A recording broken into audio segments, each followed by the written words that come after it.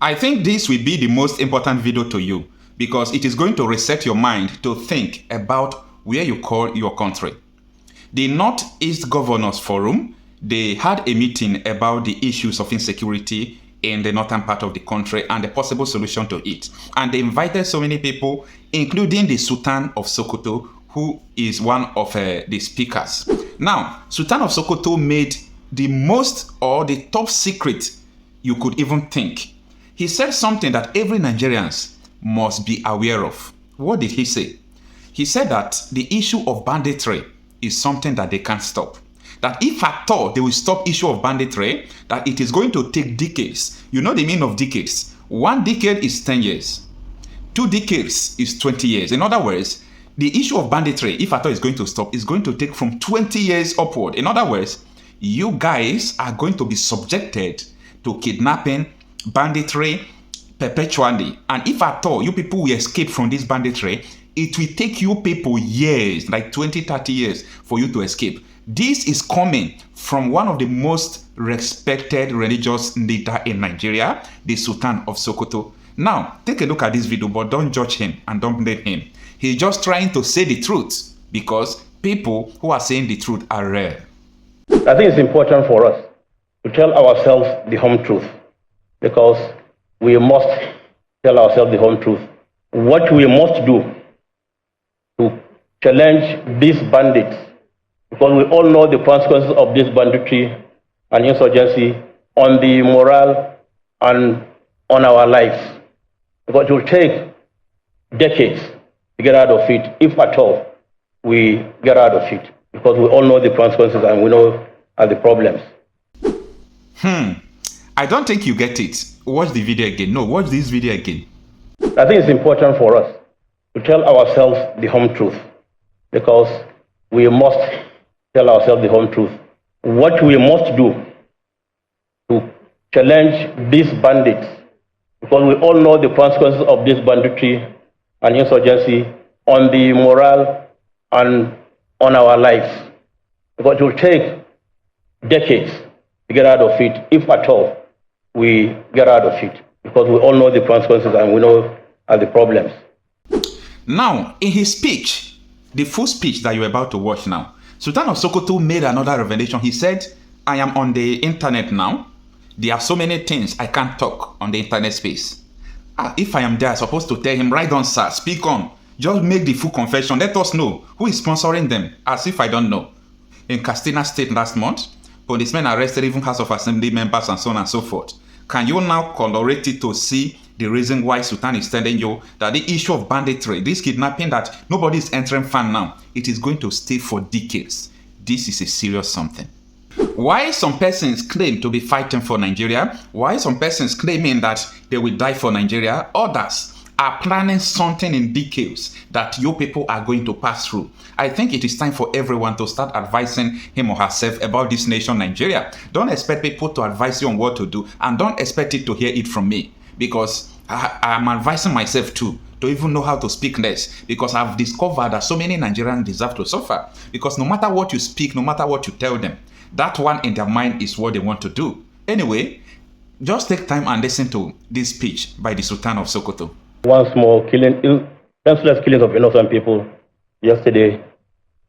Now we pray to Almighty Allah to guide us right in this 2-day summit, to come up with proposals to not end insurgency, because you cannot end insurgency everywhere, but to bring it to the minimum that people can go about their lives without let or hindrance.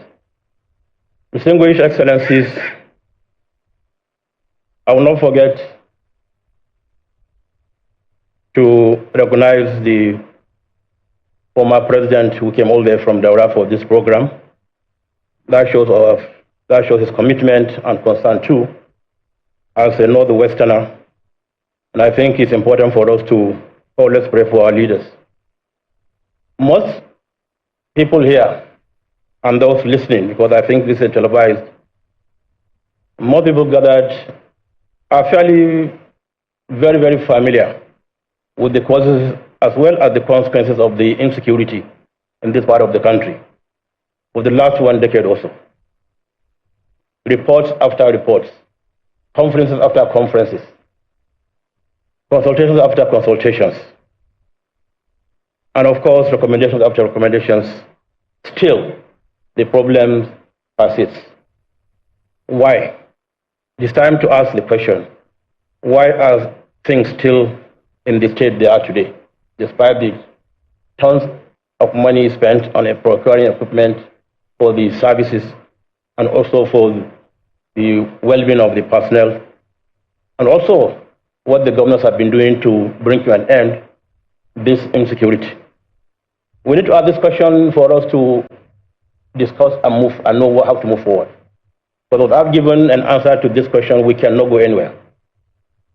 We will come back to another conference again. We're still talking about the same issues, the same problems. I'd like to thank UNDP and other United Nations agencies and the German government for supporting this conference in this beautiful hall, very conducive to talk about issues of insecurity. But the real issues are talked outside the hall, where the people live, in the villages, in the towns, and in the markets, which I think we need to discuss here, so that the governors will have a way forward in what really we all must do together to bring these problems to a minimal level.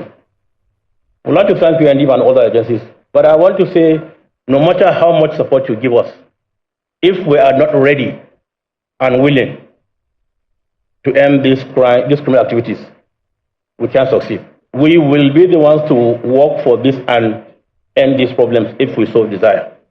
Nobody will come from somewhere to work for us.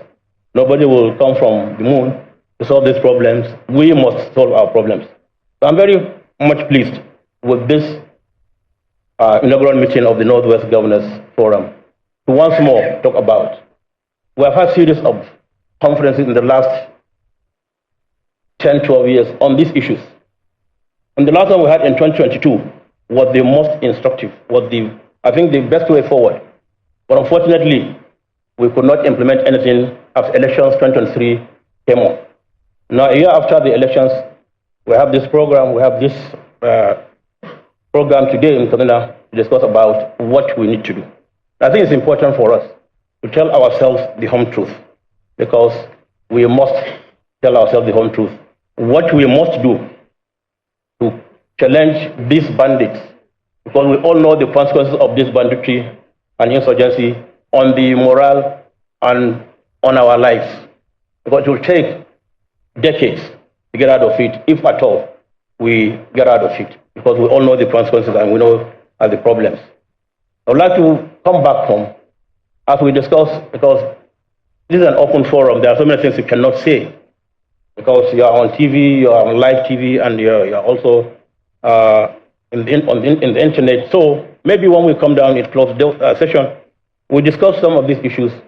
Because the last conference, as I've said, had former ministers of defense, had former service chiefs, and they brought one very good way forward, which we met with the Northern Governors Forum.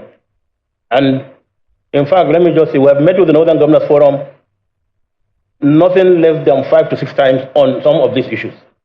Now, this new set of governors, I believe, will be the change we need to utilize on for us to reach out to everybody and have this successful outcome of whatever we decide to do. We'd like to assure you, on behalf of the Northern Traditional Leaders, which happen to be the chairman, on behalf of all traditional leaders in the country, we are always ready, because we know the problem of the people on our shoulders, and people come to us, and we are always ready to work with the government or with the governors at all levels to move our states, our country forward.